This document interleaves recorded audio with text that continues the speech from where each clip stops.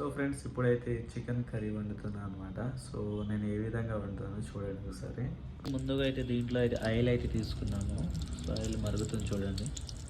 So దీంట్లో లవంగాలు అయితే వేస్తున్నాం ఫస్ట్. సో ఇప్పుడు దీంట్లో ఆనియన్ వేస్తున్నాము. దీంట్లో కళ్యామాకు ఆకులు అయితే వేసేస్తాను.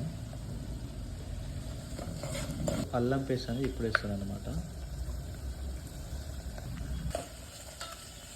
సో అది కొంచెం ఆయిల్లో అనేది మరగనిద్దాం, ఎందుకంటే ఆయిల్ మరలో మరిగితే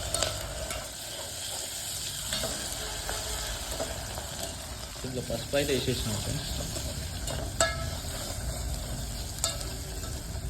ఇప్పుడైతే మనం చికెన్ అయితే వేసేసినాం లోపల యాడ్ చేయాలి, ఎందుకంటే ఉన్న వాటర్ మొత్తం బయటకు వచ్చేస్తుంది కాబట్టి. సో కల్లిపాలు వెళ్ళమంటాం, మళ్ళీ కలిపితే ఈ విధంగా అయితే ఫుడ్ అయితే ఇది. సో ప్రస్తుతానికి అయితే బాగానే ఉంది, పర్లేదు.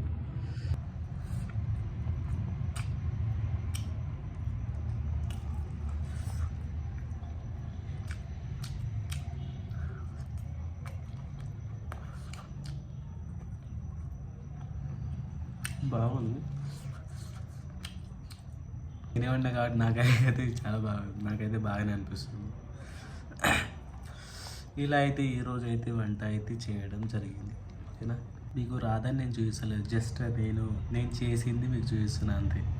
సో మీరు వేరే విధంగా ఊహించుకొని వేరే విధంగా ఇంత ఓవరాక్షన్, ఇంత బల్ప అని చెప్పేసి కామెంట్ చేయకండి. సో నేను చేస్తున్నది చూపెడుతుంటా అంతే.